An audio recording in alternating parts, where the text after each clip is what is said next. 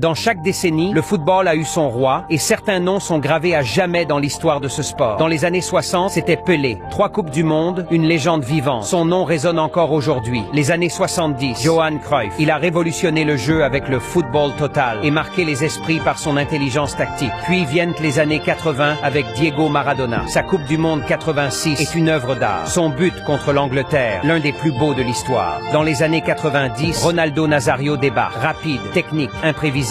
Une légende surnommée El Fenomeno. Les années 2000, c'est l'époque de Zinedine Zidane. Un maestro qui pouvait changer le cours d'un match d'une simple touche de balle. Enfin, les années 2010. L'une des plus grandes rivalités de l'histoire du sport. Messi ou Ronaldo. D'un côté, le génie argentin avec ses dribbles magiques. De l'autre, la machine à but portugaise aux statistiques vertigineuses. Une question éternelle que seuls les fans peuvent trancher. Et maintenant, place aux années 2020. Mbappé, le champion du monde. Haaland, la machine à but. Vinicius, le dribbleur magique. Bellingham, le maître du milieu. Ou peut-être Lamine Yamal, la pépite du Barça. Qui sera le nouveau roi? À toi de me le dire.